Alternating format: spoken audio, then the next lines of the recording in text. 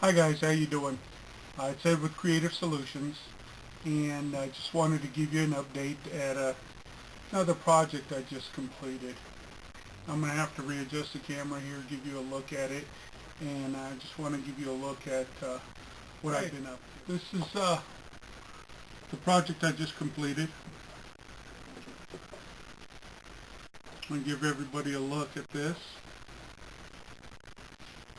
What I have is a deer antler friction folder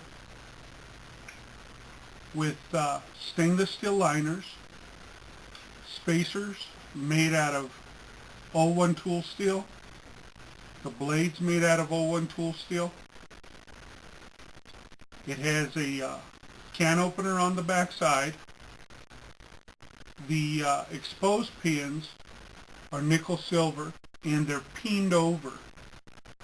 Basically dealing with antler, I could have drilled a couple of holes and then opened up for a couple of pivot pins, but it would just leave too much open area on the antler itself. It would be big exposed craters by the time you get everything seated to where it's supposed to be. And this actually gives you an option of, as it starts to loosen up a little bit, all you have to do is peen over the pins a little bit more, a little bit tighter. I left the pins with the pin marks in it just for a more rustic look on the knife itself. And see, I know you can't pick that up, but she's sitting dead center.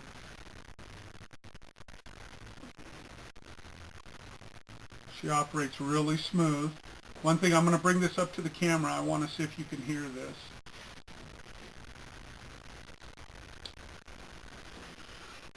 What I did when I designed this, I made it so the back spacer locks with the end of the can opener section, the palm section. So it meets up nice and snug, and then with a little pressure, she locks into place. It's not any type of locking mechanism. It's just something to give it a little more, I don't know, positive seating, I guess. I also have a couple of additional pins that are hidden. Again, this one here along the back top part of the spacer is nickel silver, and then I have a hardened steel stop pin. It's approximately right here inside the knife itself. On the finish, I have a two-tone finish, which is a high polish, and then the 220 satin on the blade itself. We have a pretty much a Scandi with a micro convex on the end. Have the logo here. And let me grab a piece of paper, and she's absolutely razor sharp.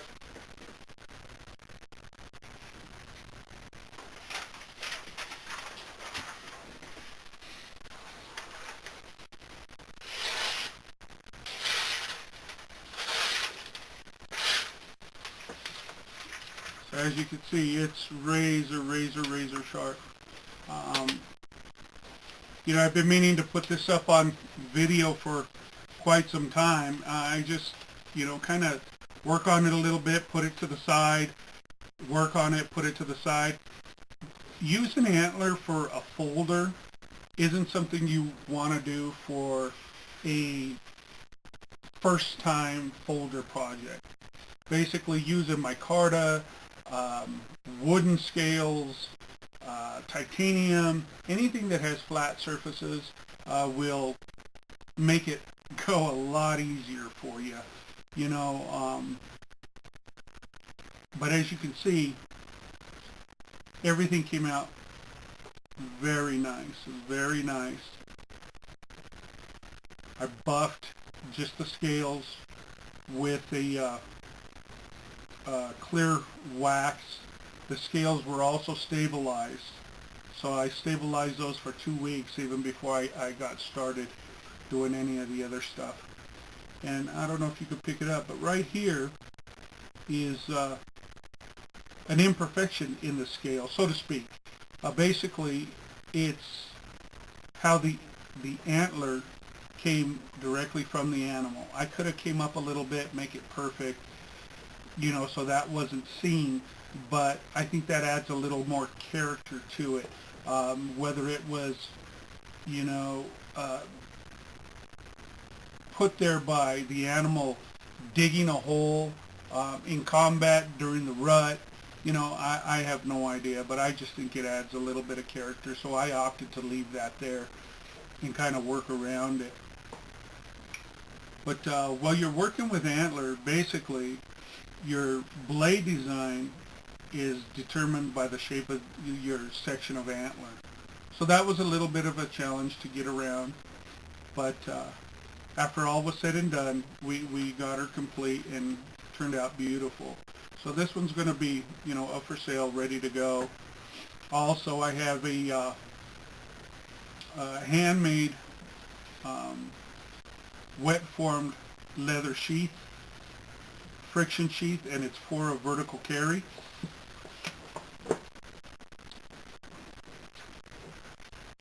Give you a look at how she sits in here. So here's the package.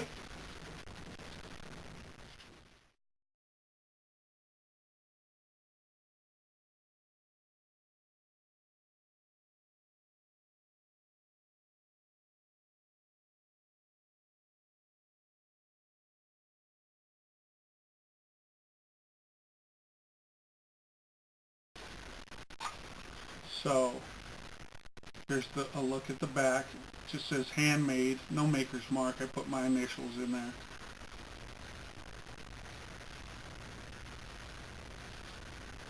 Has a wax coating on the outside to help with the elements.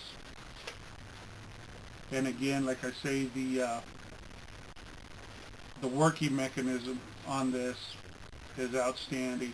I opted to use Teflon bushings instead of the brass bushings, and it really operates very, very smoothly. Should have wiped it down before I turned on the camera, but guys, guys and gals, just wanted to give you a look at friction folder I have complete, and it's ready to sell. So if anybody's interested, feel free to PM me, or if you would like to have something made in this style or any other style, feel free to give me a call or PM me, email me, and we'll discuss details. So thanks for watching. Appreciate your support. And until the next video, this is Ed with Creative Solutions, and we'll see you later.